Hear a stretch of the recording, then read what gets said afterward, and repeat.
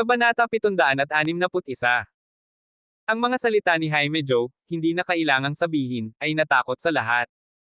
Titig na titig sa kanya si Kang at maingat na nagtanong, Chairman Joe, sino ang sinasabi mo? Malamig ang tingin ni Jaime. Ikaw.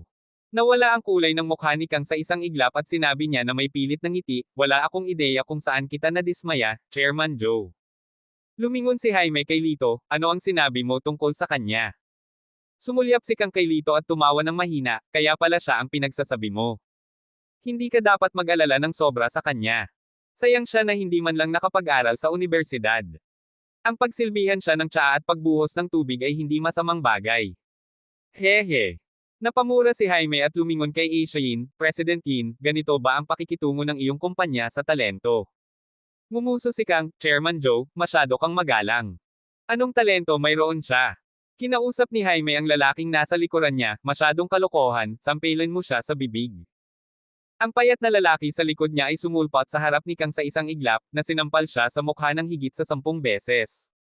Ang mukha ni Kang ay agad na namula na parang ulo ng baboy, walang tigil na sumisigaw. Hindi lang niya maintindihan kung ano ang ginawa niya para masaktan si Chairman Joe. Sa sandaling ito, naramdaman ng lahat na may mali at naging maingat. Tumingin si Jaime Joe kay Asia Yin, President Yin, hindi mo pa sinasagot ang tanong ko. Gumalaw ang magagandang mata ni Asia, sumulyap kay Lito, at walang pakialam na sinabi, kilala niyo ba ang isa't isa? Sa totoo lang, kung hindi dahil kay Brother Argel, hindi ko iisipin na makipagtulungan sa iyong kumpanya, malakas na pahayag ni Jaime. Nang marinig ito, bahagyang nagbago ang mga mukha ng mga miyembro ng Departamento ng Pagbebenta at Pag-unlad, ang hitsura ng kawalan ng paniwala sa kanilang mga tampok. Lumipat si Asia sa tabi ni Lito, Ulong, may itinatago ka sa akin, hindi ba? Mukhang hindi masyadong nasisiyahan si Asia. Sa trabaho, siya ay isang controller, isang babaeng mahilig humawak sa renda, hindi gusto ang pakiramdam ng pagiging nasa dilim. Tumawa lang si Lito, inilapag ang kanyang tray, at lumakad para maupo sa sopa. Pagkatapos ay itinuro niya si Jaime, umupo ka. Tapusin natin ang kontratang ito sa lalong madaling panahon. Ayokong mag-aksaya ng oras. Sa sandaling lumabas ang mga salitang ito, ang lahat ay huminga ng malalim, natigilan sa katapangan ni Lito. Pagkatapos ng lahat, si Jaime ay ang CEO ng Zon Beauty Salon, isang nakalistang kumpanya na nagkakahalaga ng 10 bilyon. Hindi ito isang ordinaryong engkwentro. Hindi napigilan ni George na kutsain sa loob, anong labag sa batas, tiyak na magagalit si Jaime. Gayunpaman, salungat sa inaasahan ng lahat, hindi nagalit si Jaime ngunit sa halip, mukhang natuwa siya habang nakaupo sa tabi ni Lito. Umupo si Asia sa kabilang panig ni Jaime, at sumunod ang iba. Sinulyapan ni Jaime ang namamagang mukha ni Kang, nag-utos, ikaw, buhusan mo si Brother Argel ng isang tasa ng tsaa. Hindi nang ahas si Kang nasuwian si Jaime. Na may maasim na mukha, nagpatuloy siya sa pagbuhos ng tsaa para kay Lito. Hindi maintindihan ni Asia kung bakit naging magalang si Jaime kay Lito. Tinatanaw ang mga pag-aalinlangan na iyon, tinanong niya, President Joe, alin sa aming mga produkto ang pinaplano mong bilhin? Ang aming R&D department ay naglunsad ng ilang mahuhusay na produkto kamakailan. Sa sandaling ito, nagmamadaling kumuha si George ng mahigit 12 sample at inilagay ang mga ito sa harap ni Jaime. Tiningnan sila ni Jaime na may ekspresyon ng disgusto. Ano ang lahat ng mga bagay na ito? Dismissive niyang sabi. Alisin mo sila. Ang hilig ko lang ay ang wrinkle remover cream ni Kuya Argel. Nagulat si Asia kay Lito. Kailan ka pa? Nagkibit balikat si Lito. Habang nag-produce ako ng scar removal cream kahapon, nakagawa din ako ng isang bote ng wrinkle remover cream. Bamuka at sumara ang malarosas na labi ni Asia, saglit siyang nawala ng masabi. Sa Departamento ng Pananaliksik at Pagpapaunlad, hindi bababa sa kalahating taon ang kailangan upang makabuo ng isang produkto na may pinagsamang pagsisikap ng 12-dosenang mga miyembro ng kawani. Gayunpaman, ang taong ito ay nakagawa ng 2 produkto sa isang hapon lamang. Ang pangunahing punto ay ang isa sa kanila ay naaprubahan pa kay Jaime. Ito ay simpleng hindi maisip. Nang marinig ito, hindi napigilan ni George na mamula. Sa isang peking ngiti, sinabi niya, Mr. Joe, pakiramdam ko ay hindi mo siya lubos na naiintindihan. Nang hindi sinusubukang itago ang anuman, si Lito ay gumawa kahapon ng cream na pangtanggal ng peklat. Nalaman namin na ang balat ng aming mga tauhan ay lumala ng husto pagkatapos gamitin ito. Pakiusap, huwag malinlang sa kanyang matamis na salita. Malamig na tugon ni Jaime, at ikaw ay. Kaagad, naglabas si George ng business card at nakangiting sinabi, "Ako si George Wang, ang pinuno ng pangkat ng Departamento ng R&D, at nagtapos ng Chemistry Department sa isang paaralan ng Ivy League." Sinulyapan ni Jaime ang business card ngunit hindi siya kumibo para tanggapin ito. Ang kamay ni George ay naiwang awkward na nakabitin sa hangin. Oh, niloko. Umangat ang sulok ng bibig ni Jaime sa isang ngisi. Binigyan niya ng makahulugang tingin ang isang dayuhang lalaking may blonde na buhok at asul na mata na nakaupo sa malapit. "Jeff, ilabas mo ang report." Kinuha ni Jeff ang isang makapal na stack ng mga dokumento mula sa kanyang briefcase. Ang mga ito ay isinugod sa lab para sa pagsubok sa kuluba at pag-alis ng cream ni Mr. Argel. Nalaman namin na naglalaman ito ng mahigit 10 napakabihirang antioxidant na elemento. Sa puntong ito, nagpakita si Jeff ng isang napakakahangahangang ekspresyon. "Ako ay nasa industriyang ito sa loob ng mga dekada, sinusubukan ang hindi mabilang na mga wrinkle cream, kasama ang lahat ng mga pangunahing internasyonal na tatak, ngunit hindi pa ako nakakita ng ganoong kahangahangang produkto." Sa wakas, nagpakawala siya ng mahabang buntong hininga at sinabi na may napakalaking tono, "Ito ay isang himala na walang alinlangan na lilikha ng isang bagyo sa kagandahan at medikal na larangan kapag ito ay tumama sa merkado. Congratulations sa inyong lahat." Bawat salita na kanyang sinabi ay kasing gulat ng kulog na ikinatigil ng lahat sa silid. Hindi napigilan ni Asia na malunok at nauutal. Is this for sure?" Medyo hindi nasisiyahang sinabi ni Jeff, "Ang lab na ito ay nasa top 3 sa buong mundo, nagdududa ka ba sa pagiging maaasahan nito?" Dahil doon, inilagay ni Jeff ang makapal na test report sa harap ni Asia. Habang binabasa niya ang ulat, lalong nagliwanag ang kanyang mga mata. Sa cream na pangtanggal ng kulubat na ito, hindi banggitin ang 300 milyon, hindi magiging problema ang 300 milyon. Sa wakas ay naunawaan niya ang pagtitiwala ni Lito. Siya ay hindi kailanman naging mayabang. Sa puntong ito, ang pinaka-hindi komportable na tao sa silid, maliban sa naghahain ng tsaa na si Kang, ay si George. Ibinagsak niya ang kanyang tasa ng may kalampag at ngumisi, "Imposible ito. Miss Yane, hindi ka dapat maniwala." Tiyak na nagtulungan sila. Lahat ito ay mga artistang kinuha ni Lito. Itinuro niya si Lito at tahasang sinabi, "Ang iyong cream na pangtanggal ng peklat ay nagdudulot ng necrosis ng balat. Hindi pa tapos ang bagay na ito." Tumugon si Lito na may malamig na ngiti at sinabi kay Asia, "Dahil mayroon tayong mga profesional dito, hayaan natin ang kasamahan na iyon para sa isang on-site na pagtatasa." Tumango si Asia at hiniling sa kanyang katulong na tawagan ang babaeng empleyado. Kinakabahang itinaas ng babaeng empleyado ang kanyang manggas. Pagkatapos ng maingat na pagtingin, kumpiyansa na iginiit ni Jeff, "Maaari kong patunayan ang aking reputasyon na ang necrosis na ito ay tiyak na sanhi ng isang malakas na kemikal. Ito ay malamang na puro sulfuric acid." Dinepensahan ng babaeng empleyado ang sarili na may guilt, "No. It's not." Sa sandaling ito, biglang nanlamig ang mukha ni Lito nang sabihin nito sa kanya, "Hindi ano. Magsalita ka. Sino ang gumawa sa iyo ng charade na ito?" Ang kanyang tono ay naglalaman ng isang panloob na kapangyarihan na hindi kayang tiisin ng mga ordinaryong tao tulad ng babaeng empleyado. Siya ay agad na itinapon sa kaguluhan at hindi namamalayan na nagsimulang magsabi ng totoo. "Hindi ko sinasadya, si Team Leader George Wang ang nagpagawa sa akin. Nagdadalawang isip ako, pero pinagbantaan niya akong tanggalin." Nang marinig ito, ang atensyon ng lahat ay agad na nabaling kay George. Napakahiya, gumagamit ng ganitong kasuklam-suklam na taktika. Exactly.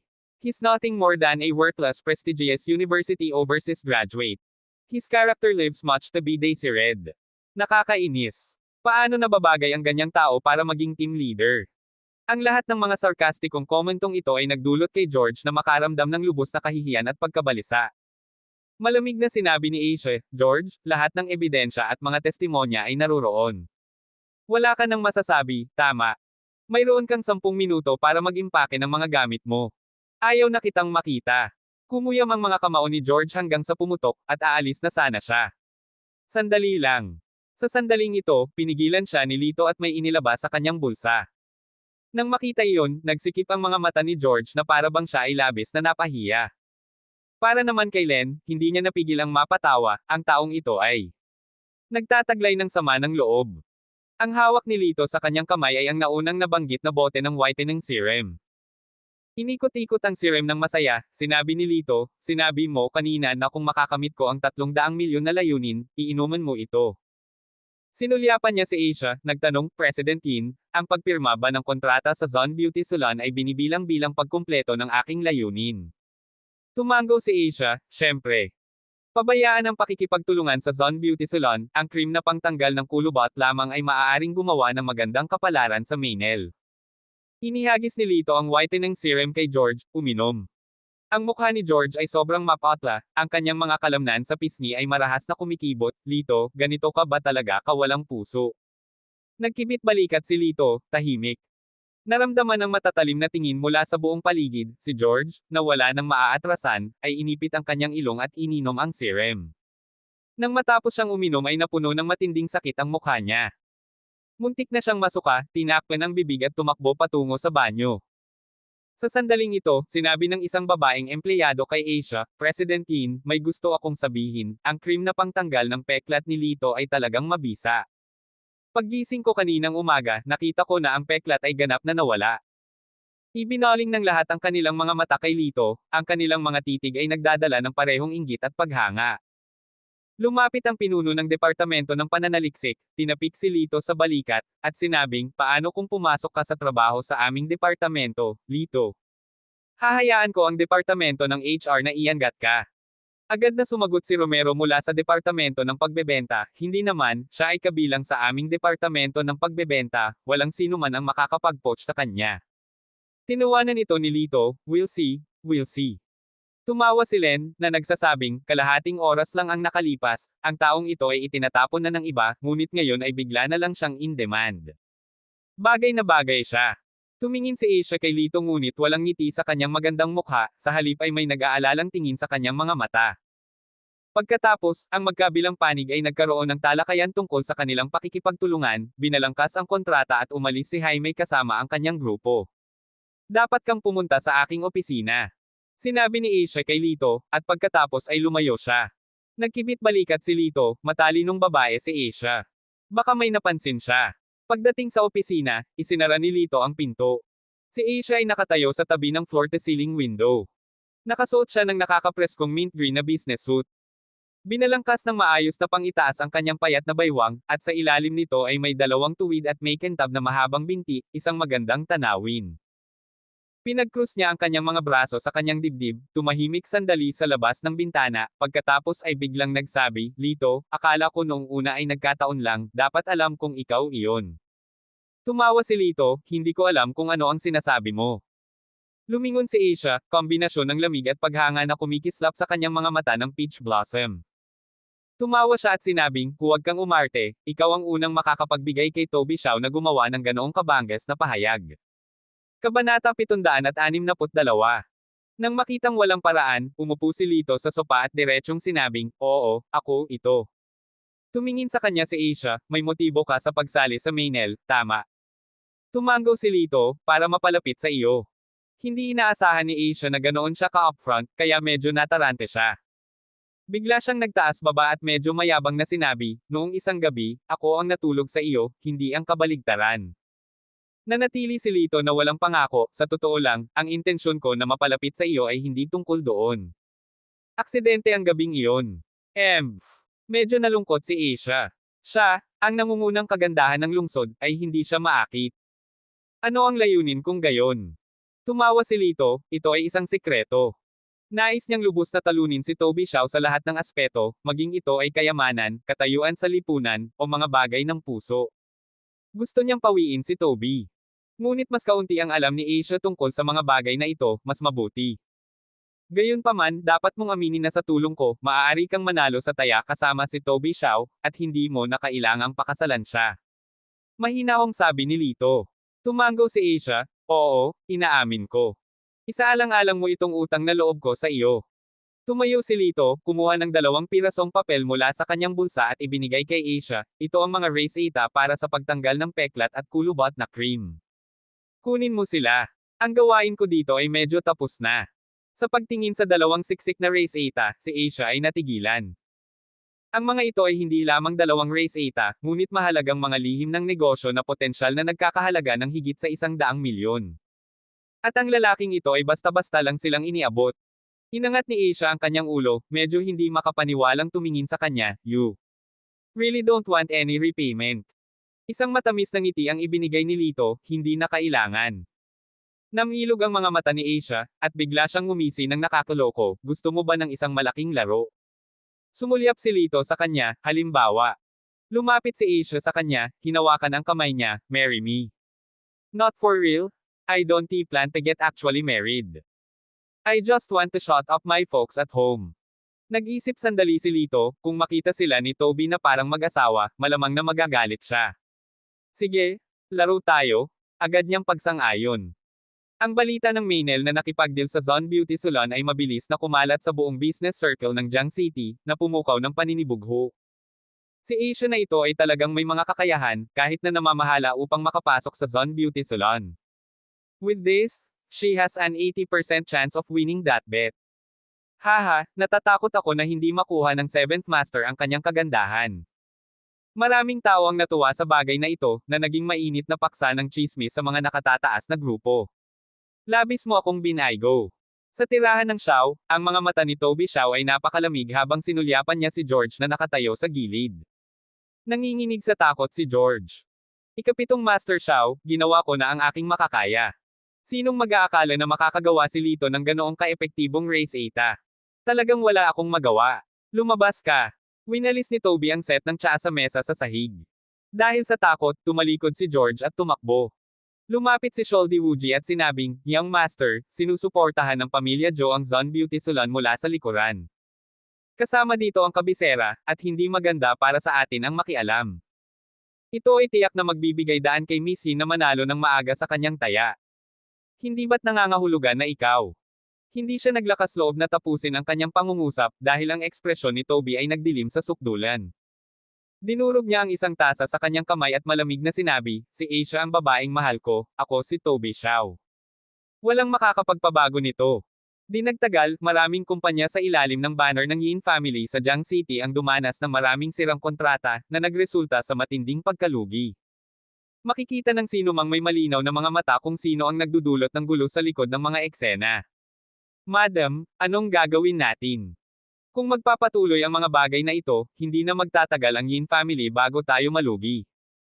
Ang buong pamilyang Yin ay humagulgul at nananaghoy, bawat isa sa kanila ay lumapit sa ulo ng pamilya, ang matandang ginang Yin, upang ipahayag ang kanilang mga hinaing. Malinaw na pinupuntirya ng Xiao family ang ating pamilyang Yin. Ang lahat ng ito ay dahil sa makasarili at mapaghanap na babae, ang babaeng iyon na si Asia Yin. Siya ang nagdala sa atin sa ganitong miserableng sitwasyon. Ang tumatangis ay isang nasa katanghaliang gulang na lalaki, na naging panganay na anak ni Old Lady Yin, si Fuller Yin. Isipin mo lang, ang maliit, kasuklam-suklam na babae na iyon ay umaasa ng husto sa kanyang magandang mukha. Malapit na niyang sirain ang pamilya Yin. Deklare ni Lan Yin, ang bunsong anak na babae ni Old Lady Yin na nasa bingit na ng 40 taong gulang, habang apektado niyang pinunasan ang kanyang mga luha. Nang marinig ito, naging malungkot ang mukha ni Old Lady Yin. Malamig niyang sinabi, ang batang ito, si Asia, ay talagang hindi alam ang kanyang lugar. Umaasa ako na maaari siyang magpakasal sa pamilya Xiao upang magbigay ng suporta sa ating pamilyang Yin. Hindi ko inaasahan na siya ay napakawalang alam. Sinabi ni Lan, Nay, pinaghihinalaan ko na hindi siya naging maganda sa labas, posibleng nakipagkulitin sa isang random na lalaki. Dapat mo pa siyang pag-alitan, para maiwasan niyang masira ang pangalan ng ating pamilyang Yin. Tumango si Old Lady Yin at agad na nagturo, tawagan mo si Asia at sabihin sa kanya na umuwi ngayong gabi. Pagkatapos ng trabaho isang araw, si Asia ay nakatanggap ng tawag mula sa pamilya Yin. Hindi maganda ang mukha niya. Hinawakan niya ang kanyang tiyan, napahawak sa sakit, at sinabing, Lola, hindi maganda ang pakiramdam ko. Palitan natin ito sa ibang araw. Ang songgit mong babae, huwag kang magdahilan. Kailangan mong umuwi ngayong gabi, o huwag ka nang mag-abala sa pagbabalik. Mabagsik ang tono ni Old Lady Yin. Binaba ni Asia ang telepono. Nawala ang kulay sa mukha niya dahil sa sakit. Sa sandaling iyon, pumasok si Len at iniabot sa kanya ang isang ulat sa trabaho. Nang makita ang kanyang malagim na pamumutla, tinanong niya, ano ang problema? Bamulong si Asia, gusto akong balikan ng matandang babae. Malamang tungkol kay Toby Xiao. Noong high school ka, nagkasakit ang iyong ina, at ang iyong pamilya ay napakahirap na hindi mo kayang bumili ng pagkain. Kahit na ang mga damit na suot mo ay regalo ko. At ang mga walang puso, walang utang na loob na mga tao sa pamilya Yin ay may katapangan na pumunta para hanapin ka. Mabangis na depensa ni Len, halatang nagalit. Siya at si Asia ay naging matalik na magkaibigan sa loob ng maraming taon. Noong sinimulan ni Asia ang kanyang kumpanya, dumating siya para magtrabaho dito. Ang dalawa ay hindi magkapatid, ngunit ang kanilang pagsasama ay mas malalim kaysa sa magkapatid. Napabuntong hininga si Asia, ang taong iyon ay lola ko pa rin, at ang aking ama ay napakamatulungin, na nagbabawal sa akin na sumalungat sa mga matatanda. Walang pagpipilian, kailangan kong umuwi. Sa pagsasalita nito, lumingon siya kay Len at nagtanong, mayroon ka bang gamot sa tiyan? Hinalungkat ni Len ang kanyang bag at inabot ang isang bote ng gamot sa tiyan kay Asia, masyado kang nagtatrabaho nitong nakaraang 2 taon, hindi regular ang pagkain, at abala hanggang sa magkaroon ka ng sakit sa tiyan. Siguro hindi ka na dapat umuwi, sa halip ay pumunta ka sa ospital.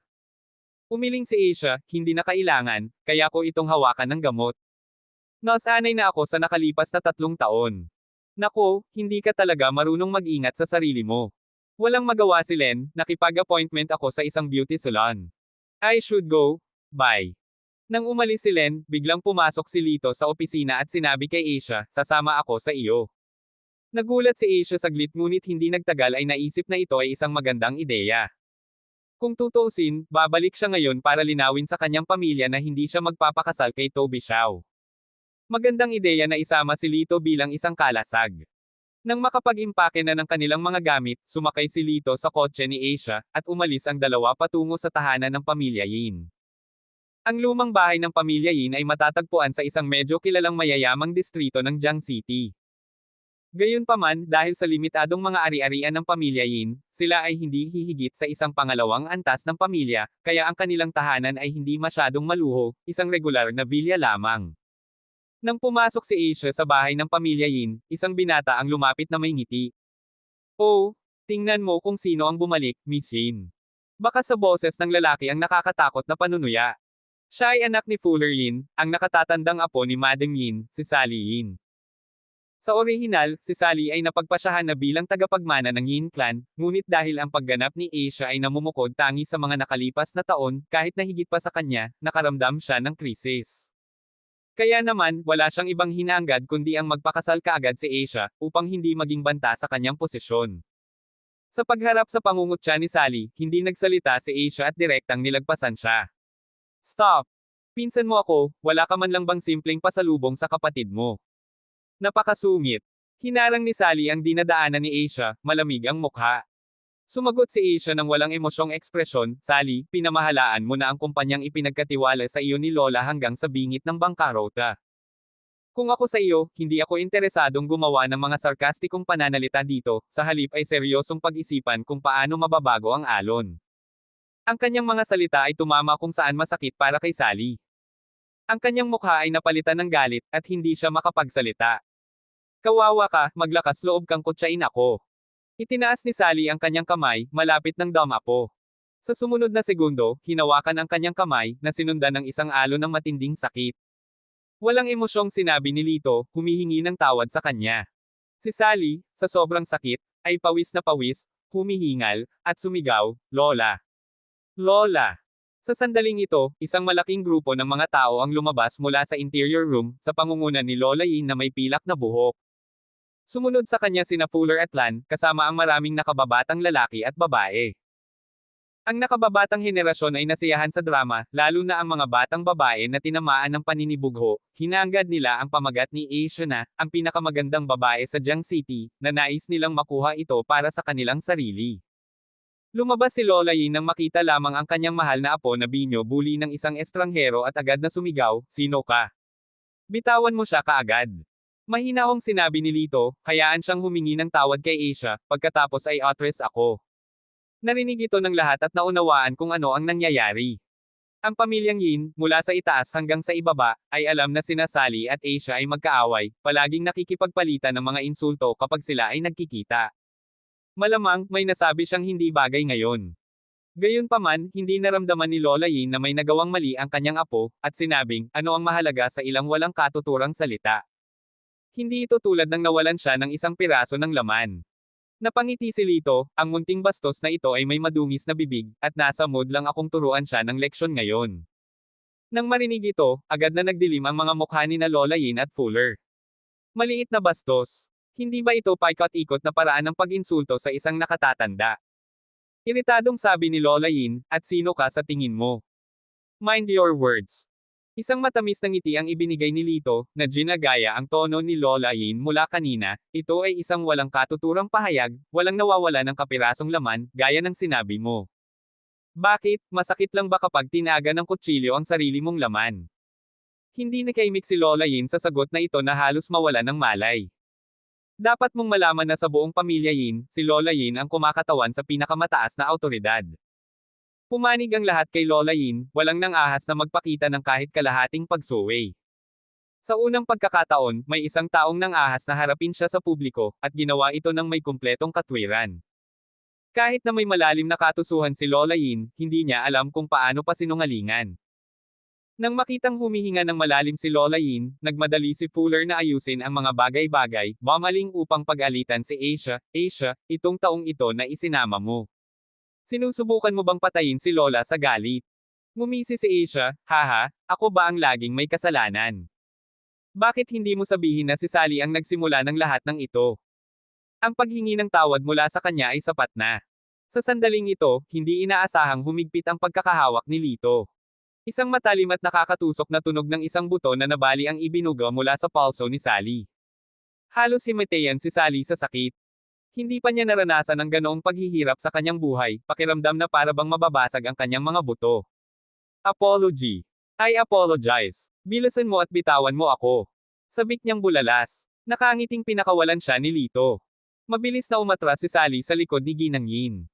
Sa paghawak sa kanyang kamay, ang kanyang mukha ay hindi kapani-pani walang nabaluktot sa sakit at galit. Napakabuti, Asia, nagdala ka talaga ng estranghero para ay bully ang sarili mong uri. Lumaki ka na talaga. Kabanata 763. Ang mga salita ni Sally ay nagpapaalala sa lahat na si Asia ay hindi pa nakapagdala ng lalaki sa bahay noon. Bahagyang sinabi ni Asia, hindi siya outsider, boyfriend ko siya. Ano? Nang marinig ang mga salitang ito, halos mapatalon si Lola Yin sa galit, hindi maaari. Ngumisi si Asia, wala akong masabi sa sarili kong nararamdaman. Ngumisi din si Lola Yin, maaari kang magkaroon ng isang lalaki lamang sa iyong buhay, at isa lamang. Siyang Master Xiao iyon. Pero hindi ko gusto si Toby Xiao. Tumawa si Lola Yin, gustuhin mo man o hindi, hindi nasa iyo ang iyong kasal. Ang pamilya Xiao, napaka-impluensyang angkan. Ang magpakasal sa ganoong pamilya, karangalan mo ito. Lahat kami ay ginagawa ito para sa iyong ikabubuti. Malungkot na ngiti ang ibinigay ni Asia, para sa ikabubuti ko. O para sa ikabubuti ng pamilya Yin. O para sa ikabubuti ng iyong mga pocketbook. Ang mga salitang ito ay direktang naglantad sa psikolohikal na pangangatwiran ng pamilya Yin.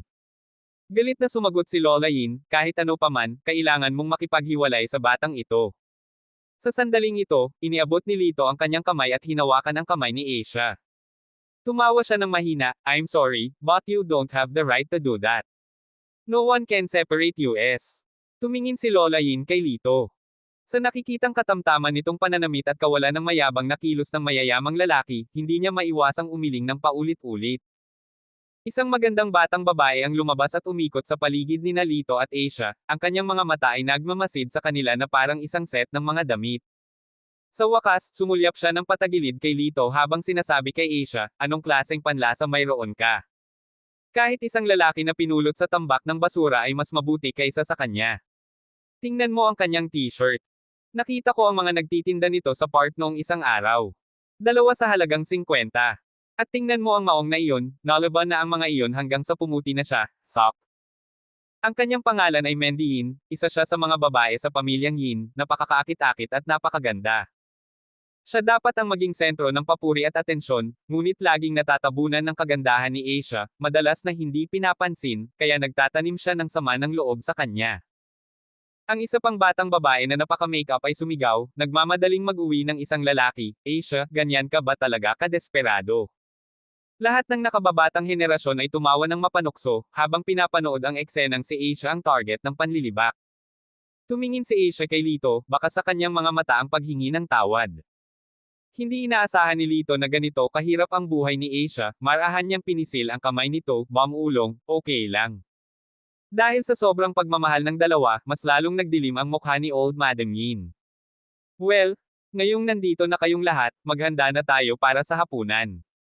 Sa utos ng matandang babae, agad na naging abala ang lahat, at sa lalong madaling panahon, isang malaking mesa ng mga pagkain ang nakahanda.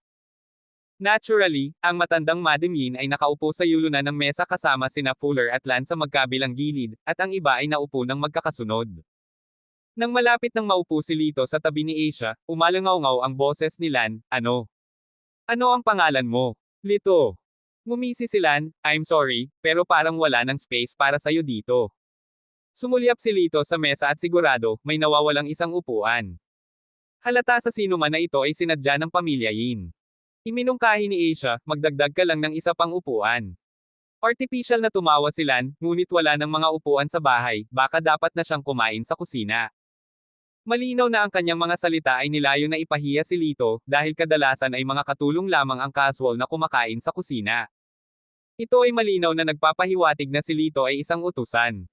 Sa gilid, si Madam Yin ay nakatutok lamang sa pagkain at walang balak na manindigan para sa hustisya. "Sobra talaga kayo, kung wala siyang pwesto, hindi rin ako kakain." Tumayo si Asia, dinala si Lito at umalis. Nang makaalis na silang dalawa, tumingin si Lan kay Madam Yin at sinabing, "Ma, okay lang ba ang performance ko?" Mukhang mahina ang batang ito, ganyan ang sinabi ko sa kanya at wala man lang siyang reaksyon.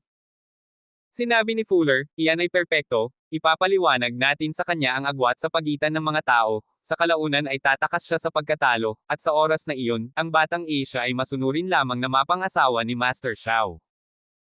Ibinaba ni Madam Yin ang kanyang chopsticks, tumango, at malamig na sinabi, "Ang ganitong uri ng lalaki, kahit ang pinakamababa sa mga babae ng pamilya Yin ay masyadong mabait para sa kanya, ako bilang nakatatanda, ay hindi direktang makialam, mag-isip pa kayo ng mas maraming paraan para paalisan siya ng maaga. Huwag kang mag-alala, inay." Sabay-sabay na sinabi ni na Fuller at Lan, na parehong nakatuon sa pagpapasaya sa matandang babae, para lamang mapagkompetensyang magmana ng mas maraming ari-arian kapag siya ay pumanaw. Sa isang maliit na hardin, sina Asia at Lito ay naglakad ng magkatabi sa katahimikan, pagkatapos ay sinabi ni Asia, "Pasensya na, pinahiya kita ng walang dahilan." Sinabi ni Lito, "Okay lang, hindi ko inaasahan na mabubuhay ka sa ganoong kapaligiran." Si Asia ay nagpakita ng mapait na ngiti, "Nakikita lamang ng iba na ako ay ipinanganak sa isang mayamang pamilya, ngunit hindi nila alam na ako ay namumuhay ng hindi gaanong komportable kaysa sa isang karaniwang babae." Maya-maya pa, biglang nagpakita ng masakit na ekspresyon ang mukha niya, nakahawak sa tiyan niya. Sinabi ni Lito, "May sakit ka ba sa tiyan?" Tumango si Asia, "It's my old problem, nothing serious, I'll be fine soon." "Umupo ka." Hinayla siya ni Lito papunta sa isang bench na bato, ang kamay nito ay nakahawak sa kanyang puting nyebe na palso, ang kanyang hinlalaki ay dumidiin sa isang tiyak na acupoint. Kumunat ang noo ni Asia, "Anong ginagawa mo?" Habang minamasahe ang acupoint para sa kanya, sumagot si Lito, "Ang acupoint na ito, kapag minamasahe sa pamamagitan ng isang espesyal na pamamaraan, ay maaaring mapawi ang pananakit ng tiyan." Talaga?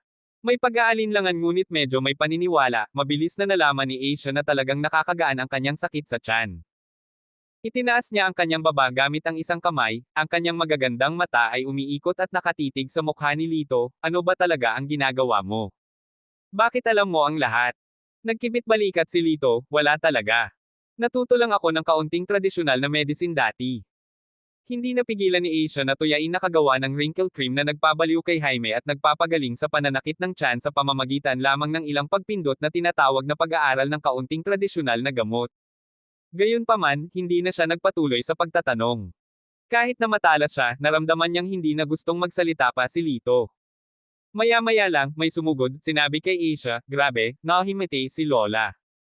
Nang marinig ito, mabilis na tumayo si Asia at pumunta sa kwarto ng matandang babae. Sumunod din si Lito, para lamang makita ang isang grupo ng mga tao na nakapalibot sa matandang babae. Walang tigil na nakahiga ang matandang babae sa kanyang kama. "Nay, huwag mawalan ng pag-asa, may malalaman tayo sa kaganapang ito sa katagalan." Tinapik ni Fuller ang likod ng matandang babae. Umiling si Old Lady Yin, "Bago pumanaw ang matandang kapatid ko, ipinagkatiwala niya sa akin ang lahat ng kanyang kayamanan. Ang tanging hiling ko lang ay maibigay ito sa iyo ng maayos, ngunit hindi ko akalain Nagpanggap sila ng ilang luha, pinandilatan si Asia, walang pagpipilian.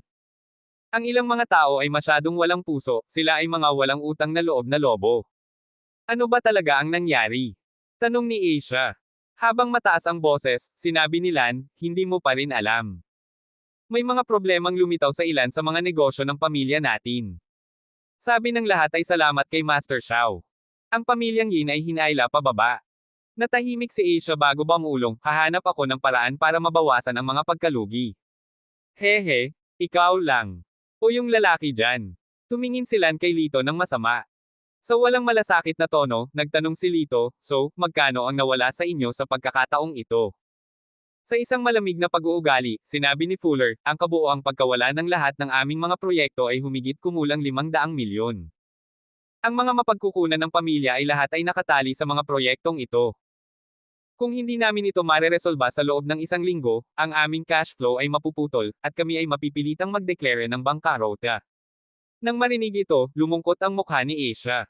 Kung ito ay ilang milyon, o marahil 10 milyon, halos hindi niya ito kayang bayaran. Ngunit ang 500 milyon sa cash ay hindi isang halaga na maaaring iubo ng sinuman. Karamihan sa mga negosyo ay nag-aangkin sa mga ari-arian sa bilyon-bilyon at trilyon, ngunit iyon ang lahat ng mga fixed asset. Ang aktwal na pera sa kamay ay may posibilidad na medyo limitado. Ang pagiging casual na makapaglabas ng 10 bilyon o higit pa ay isa ng malaking tagumpay. Hinawakan ni Lito ang kamay ni Asia, mahinahong sinabi, hahanap ako ng paraan para mahawakan ito. Nang marinig ito, direktang tumawa ang mga mukha ng mga miyembro ng pamilya Yin. Anong klaseng solusyon ang iniisip mo? 500 milyon iyon, hindi $5. Oo, stall peddler ka lang? Hindi ka natatakot na makagat ang dila mo kapag nagsasalita ka ng ganyan. Tingnan mo siya, nagyayabang na hindi man lang namumula, ang kapal ng balat. Itinuro ng nakababatang grupo ng Yin family si Lito, na itinuring siyang talo. Hindi pinansin ni Lito ang kanilang pangungutya, ngunit tumingin kay Lola Yin, Lola, isa lang ang hiling ko. Kung mareresolba ko ang krisis na ito, hindi mo napipilitin si Asia na pakasalan ng taong hindi niya gusto. Kung si Lola Yin ay hindi isang mature at steady na babae, napahagalpak na siya sa tawa. Sino siya sa tingin ng lalaking ito? Ano ang iniisip niya na kaya niyang lutisin ang krisis ng pamilya Yin? Nanaginip ba siya? Granny, please agree to his proposal, but let's set the rules first, rewards will come with punishments. You have a time limit of a week. Kung hindi mo ito malulutas, kailangan mong umalis kay Asia, at manatili sa pinakamalayo sa amin hanggat maaari, at hindi na kamag-anak ng aming pamilya Yin. Sa sandaling ito, nagmamadali si Sally para kausapin ang kanyang lola. Pagkatapos, idinagdag niya, at saka, kung mabaigaw ka, kailangan mong pilayin ang isang kamay mo. Noon pa man ay may sama ng loob siya kay Lito dahil halos mabali ang kanyang pulso, ito ang perpektong pagkakataon para gumanti siya. Sa kanyang pananaw, ang pagkuha ng 500 milyon na pera para kay Lito ay parang isang panaginip, isang imposibleng gawain. Hanggat walang kabuluhang pumayag si Lito, tiyak na maghihiganti siya. Si Lola Yin, na palaging pinapaboren si Sally, ay tumango at nanunuya, sige, kahit na halos zero ang posibilidad, hayaan mo na. Tumingin si Sally kay Lito at Ninishan, anak, nangangahas ka bang pumayag? Walang bagay na hindi ko dapat gawin. Nagkibit balikat si Lito, parang casual. Nang marinig ito, tuwang-tuwa si Sally, naisip muli na si Lito ay isang ganap na walang alam. Pagkatapos, umalis si Lito kasama si Asia. Mom, I think this Lito most likely walang chance, what should we do after a week? Hindi naman talaga tayo malugi, di ba? Sabi ni Fuller na may pag-aalala. Humihikbi rin si Lan, na sinasabi sa pagod na boses, Nay, ayaw kong lumipat sa mga slums, allergic ako sa hangin doon. Hinigpitin ni Old Lady Yin ang kanyang mukha, malungkot na sinabi. Anong silbi ng pag-iyak ngayon? Sa ngayon, ipadala mo na lang si Asia sa pamilya Xiao. Sinabi ni Lan, ngunit ayaw niya. Malamig na ngumuso si Old Lady Yin, hindi mahalaga kung gusto niya ito o hindi. It's her fate being in the Yin family. Para sa pamilya, kahit na maging concubine siya para kay Toby Xiao, hindi ako magdadalawang isip. Nang marinig ito, nagpalitan ng tingin sina Fuller at Lan, puno ng saya ang kanilang mga mukha. Kabanata 764. Nagmamaneho si Asia patungo sa labas ng kapitbahayan nang inihinto niya ang kotse. Samahan mo akong mamasyal. May bakas ng kalungkutan sa boses ni Asia. Alam na siya ay nababagabag at kailangan ng isang tao upang maibulalas, tumango si Lito at sinabing, oo naman. Bumaba ang dalawa sa sasakyan at nagsimulang maglakad ng magkatabi. Pagkaraan ng ilang sandali, sinabi ni Asia, gagawa ako ng paraan para makuha ang 500 milyon. May paraan ka ba? Napatingin sa kanya si Lito na may katuwaan. Umiling si Asia, wala, ngunit susubukan ko ang aking makakaya. Mahinahong sinabi ni Lito, dapat mong malaman, maaaring gapyusan ka ng ilang tao sa pamilya Yin para sa kanilang tubo at ipadala ka sa higa ni Toby Xiao. Isang alon ng discomfort ang bumalot kay Asia, alam ko. Ngunit at pagdating ng araw na iyon, pipiliin ko ang kamatayan. Huminto si Lito sa kanyang kinatatayuan, ang isang kamay ay humawak sa kanyang balikat, at ang isa ay itinaas upang bahagyang haplasan ang kanyang ilong gamit ang kanyang hintuturo.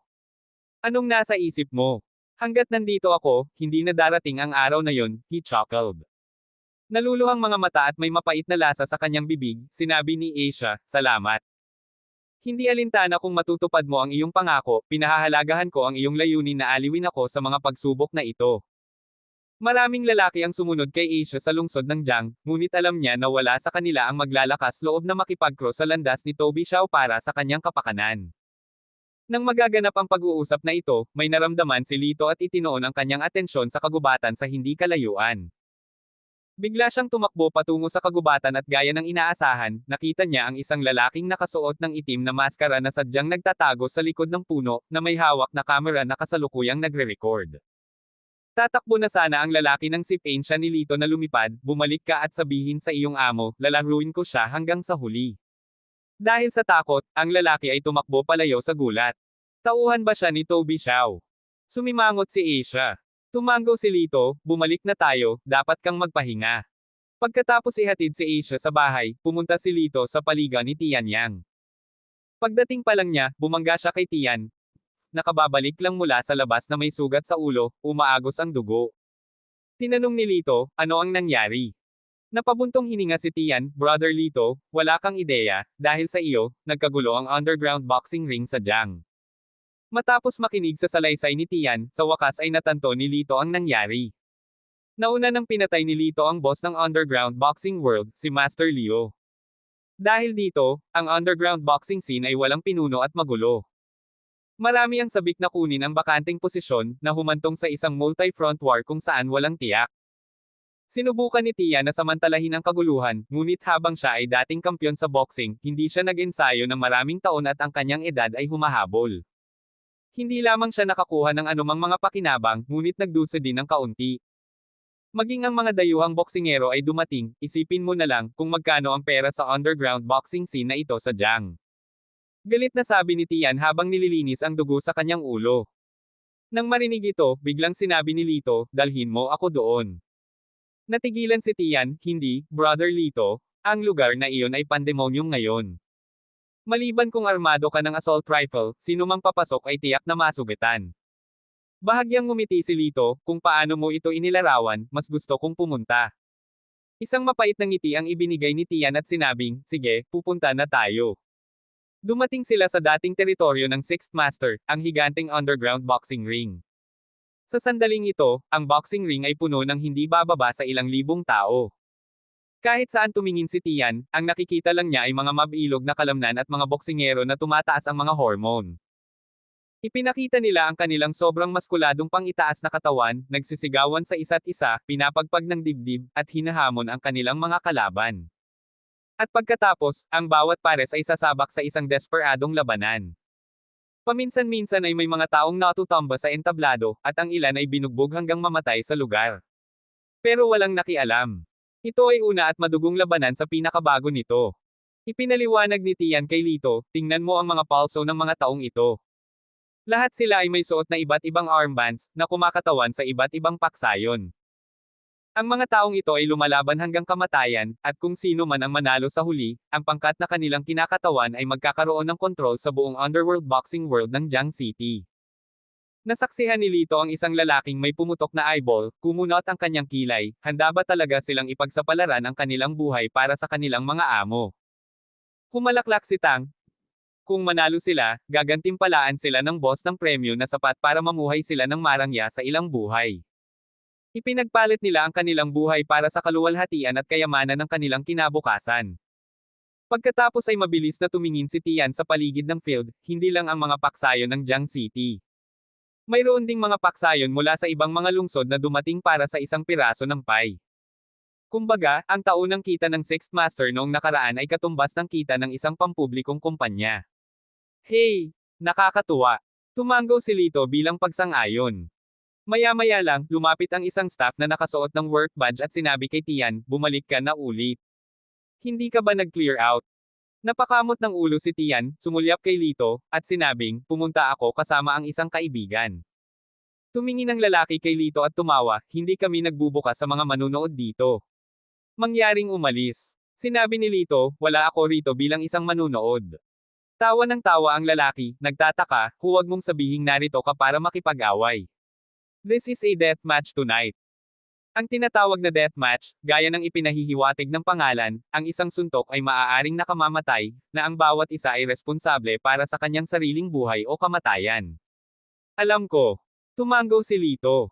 Ibinuko ng lalaki ang kanyang bibig na parang pinipigilan muli si Lito, ngunit pagkatapos ay inisip ito ng mabuti. Kung gustong ipagsapalaran ng lalaki ang kanyang buhay, bakit niya ito pipigilan? Inabot niya kay Lito ang isang disclaimer form para lagdaan, at pagkatapos ay inakay siya sa isang entablado. Sa entablado ay nakatayo ang isang matangkad na lalaki mula sa Tower Nation, mahigit 1.9 metro ang taas, na may mga kalamnan sa ilalim ng kanyang balat, may kintab at makinis. Kung ikukumpara sa kanya, mukhang mahina si Lito. Malinaw ang kaibahan. Umani ng tawanan ng eksenang ito sa mga nasa ibaba ng entablado. Sinulyapan ng kalaban si Lito at sinabi sa staff member, nagbibiro ka, tama. The staff rolled his eyes, if he wants to die, then you oblige. He signed the disclaimer form, hindi ka nila papanagutin kahit mamatay siya. Tumango ang kalaban, tumingin kay Lito ng may panunuya, pagkatapos ay inikat ang kanyang daliri, halika, huwag mong sayangin ang oras ko. Hindi nagabala si Lito sa mga salita at dirdiretsong lumakad pataas, binato ng suntok ang tiyan ng lalaki. Hindi man lang umiwas ang kalaban dahil hindi niya akalain na magiging malakas ang suntok ni Lito. Malamang na hindi ito mas malakas kaysa sa isang kilati. Ang mga tao sa ibaba ng entablado ay nagsimulang tumalikod, naghahanda ng umalis, walang kabuluhan ito.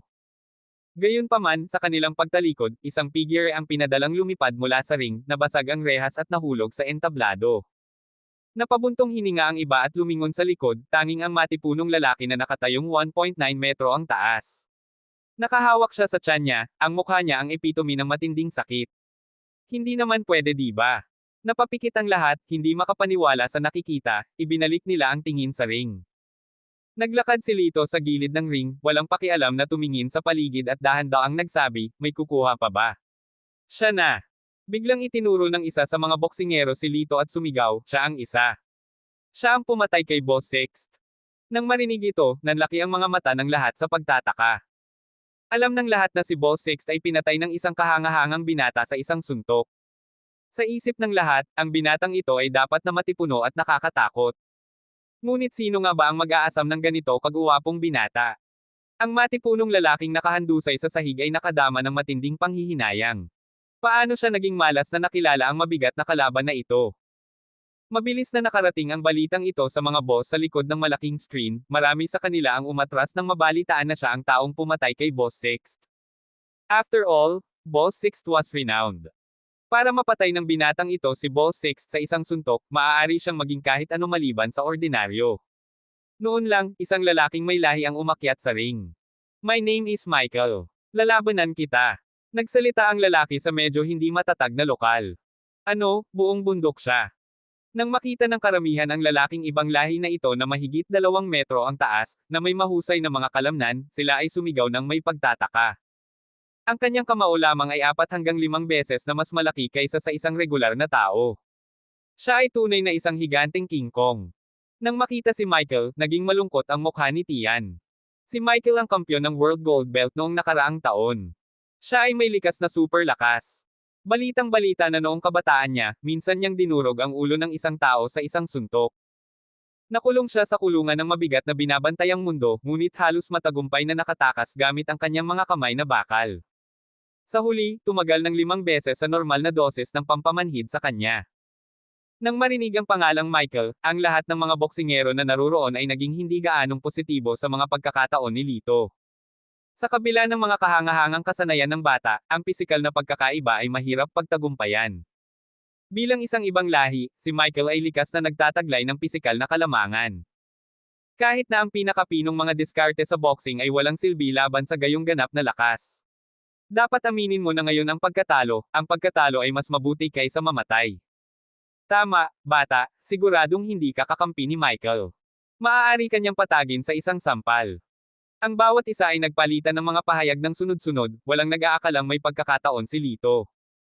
Tumingin si Michael kay Lito, may mga malamig na ilaw na kumikislap sa kanyang pulang dugo na mga mata, munting unggoy, tama sila. Mas mabuti nang umalis kaysa mawala ang iyong buhay. Bahagyang ngumiti lang si Lito, I was about to say the same to you. Nanlamig ang mukha ni Michael habang nanunuya, munting unggoy, parang wala kang malinaw na pag-unawa sa sarili mong lakas. Kumbaga, kailangan pa kitang turuan, pero huwag mong sabihing hindi kita binalaan. Magiging mabigat ang presyo. Pagkasabi niyon, bigla siyang sumugod kay Lito, na inindayog ang kanyang malaking kamao. Naramdaman ni Lito na parang isang madilim na bundok ang bumaba sa kanya, agad siyang nilubog sa isang anino. Kasabay ng mabilis na paglapit ng dambuhalang kamao, isang bagzo ng hangin ang tumaas. Inilunsad ni Lito ang kanyang sarili, humakbang sa balikat ni Michael, lumapag sa likuran niya. Walang ibang tinamaan ang suntok ni Michael kundi hangin, na bumagsak sa sahig ng ring na may nakabibinging ingay, na naging sanhi ng kalahati ng ring na bumagsak. Nang masaksihan ang eksenang ito, hindi makapaniwalang tumitig ang mga nanunood. Isang suntok na sumisira sa kalahati ng ring, mas mabangis siya sa hayop. Nako, napahamak ang batang ito. Ang lahat ay mas kumbinsido na si Lito ay walang pagkakataong manalo. Lumingon si Michael, binigyan si Lito ng mapang-akit na tingin, munting unggoy, natatakot ka ba? Hindi ba ang iyong mga tao mula sa Lox Country ay may kakayahang harapin ang pag-atake? Si Lito, habang nasa likod ang kanyang mga kamay, ay ngumisi at umiling, gusto ko lang makita ang iyong lakas. Ibinalik ni Michael ang tingin sa bumagsak na ring, isang sobrang kumpiyansa ng ngiti na naglalaro sa kanyang mukha, well, nakita mo na ba? Nagkibit balikat si Lito, meron. Nagningning ang mga ngipin ni Michael sa isang ngiti sa sarili, so, nakapagdesisyon ka na bang umamin ng pagkatalo? Umiling si Lito, malamig na sinabi, sa tingin ko ay may brute force ka lang, hindi ka pangyarihan. Sa totoo lang, medyo nadismaya ako. Ano? Galit na galit, pinandilatan ni Michael, ang kanyang mga kamao ay nakakuyong ng mahigpit, you dare look down on me, then I'll smash you to pulp, let's see you talk nonsense then.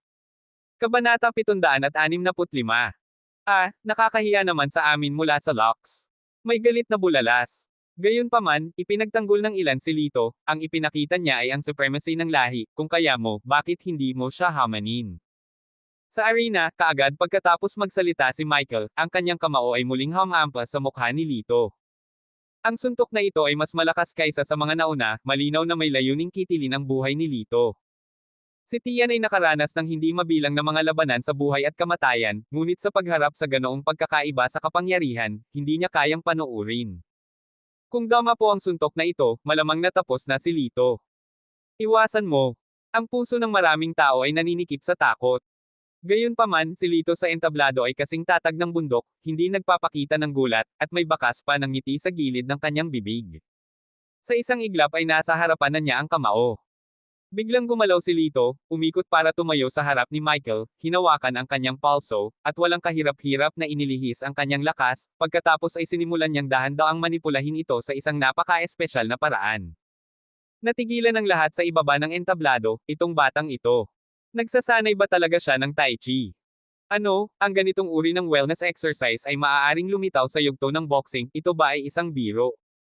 Marami sa mga manunood ang nanunuya. Gayunpaman, sa sandaling ito, si Michael ay labis na nagulat at napuno ng kalituhan. Natuklasan ni Michael na ang kanyang lakas ay ganap na nawala ang kanyang opens iba na kapangyarihan sa loob ng ilang mga shoves. Kahit gaano pa niya sinubukang umatake, ang mga galaw niya ay mapapawi ng tila magiliw na galaw ni Lito. This is too bizarre. Bata, gumagamit ka ng mangkukulam. Sigaw ni Michael sa gulat.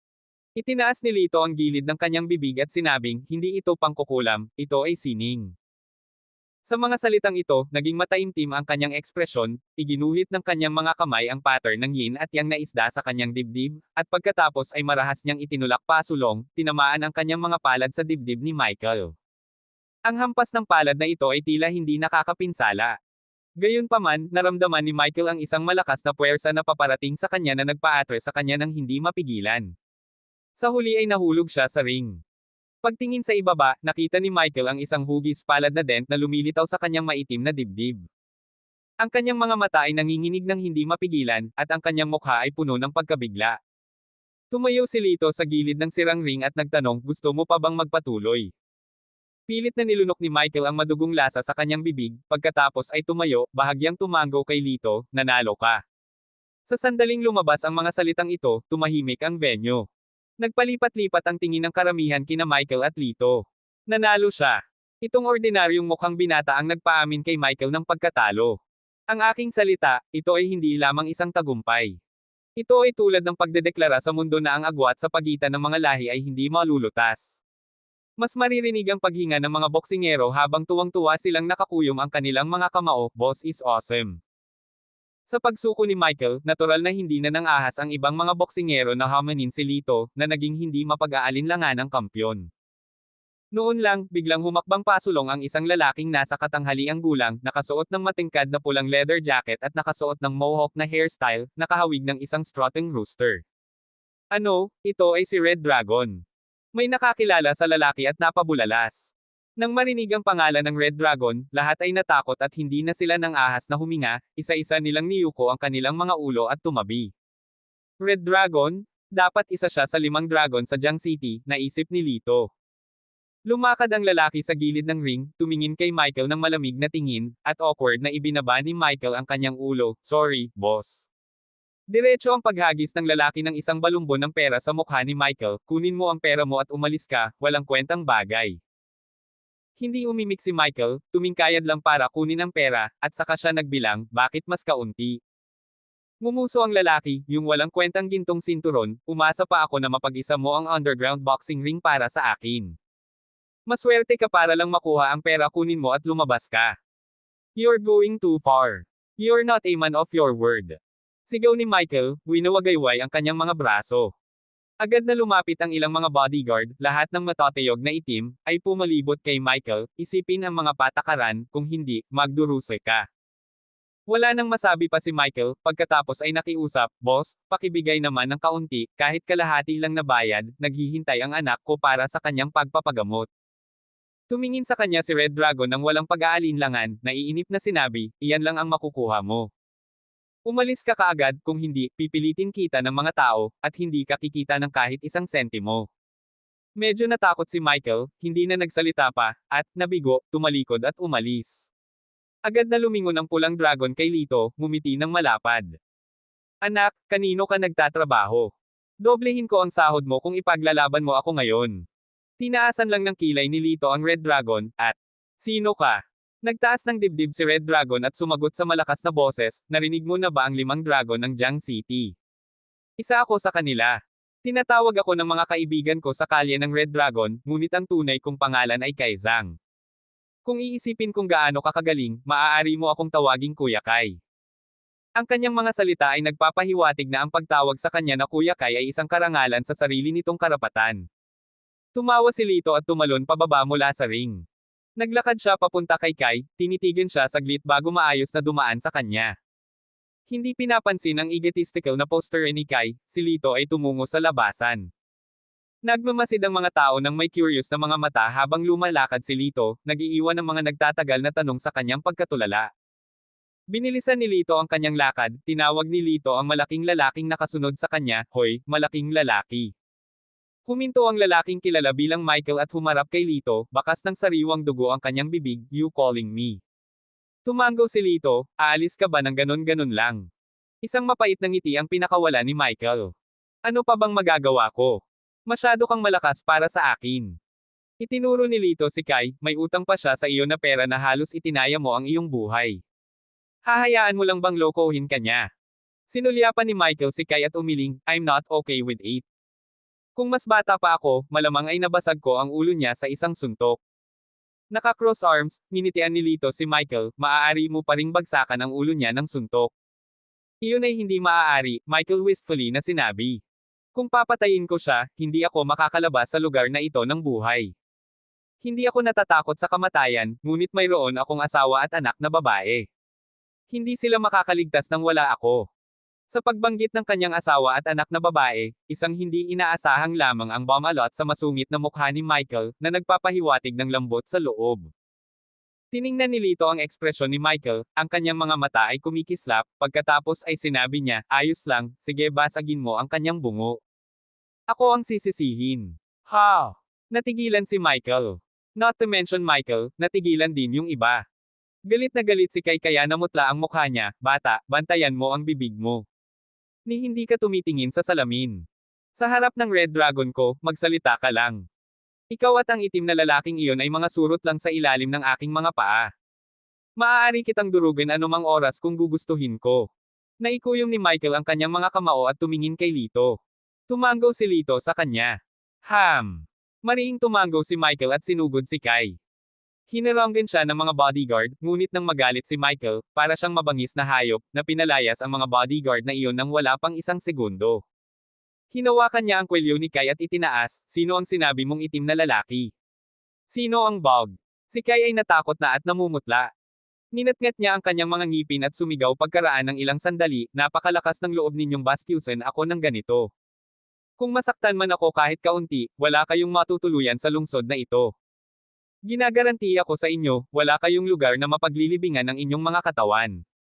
Hehe, sinong nagsabi niyan? I always welcome Kuya Lito to my Eastern District. Sa oras na ito, may kumpiyansa na lumakad ang lalaki patungo sa kanila, ito ay si Purple Dragon, si Danny Leo. Kasunod niya, lumapit din si Green Dragon Kulasong, malakas niyang sinabi, at ako, ang pinto ng Western District ko ay laging bukas para kay Brother Argel. Ano, parehong Purple Dragon at Green Dragon, nandito ang dalawang big boss na ito. Kilala ba talaga nilang lahat ang lalaking ito? Naiwang ganap na natulala ang mga tao sa eksenang nasa harapan nila. Lumapit si Danny at yumuko kay Lito, Kuya Lito, ngayon ka lang namin nakita ni Kuya Kulas. Nakakamangha ka talaga, humahanga ako.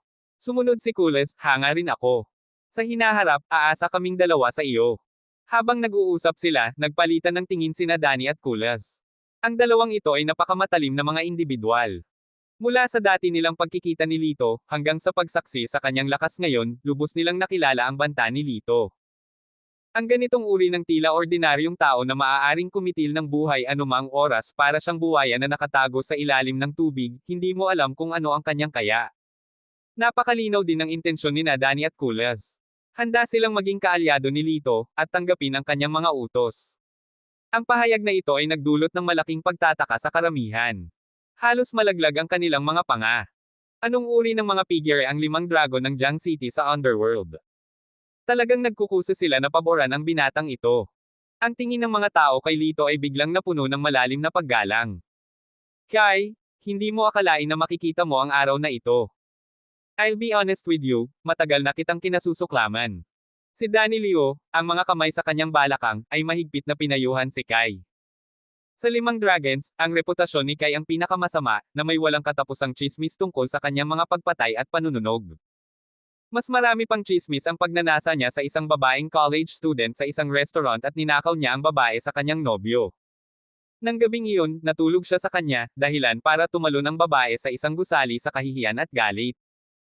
Nais ng pamilya ng batang babae na kasuhan si Kai, ngunit si Kai ay nagpadala ng mga goons upang takutin at hikayatin sila araw-araw, kahit na nagbabantang susunugin ang kanilang bahay. Sa huli, napilitan ang mga magulang ng batang babae na tumakas mula sa Jiang City. Hindi na mabilang ang mga ganitong pangyayari. Hindi pa banggitin sina Danny Leo at Kulasong, maging ang mga compound sa ilalim ng utos ni Kai ay nanunuya sa kanyang kasuklam-suklam na karakter. Gayunpaman, alam ni Kai na nakasakit siya ng masyadong maraming tao, kaya pinalibutan niya ang kanyang sarili ng maraming bodyguard para sa proteksyon. Ang masama pa, ang asawa ni Kai ay isang malayong kamag-anak ng pamilya Xiao, ang ibig sabihin ng asosasyong ito ay walang nang-ahas na hawakan siya. Ngayon, nang tumayo si Lito upang harapin si Kai, hindi lamang lahat ay hindi sumalungat, ngunit natagpuan din ito na lubos na kasiya siya. Ang mga bulungan tungkol sa kasamaan ni Kai ay sapat na malakas para marinig ni Lito.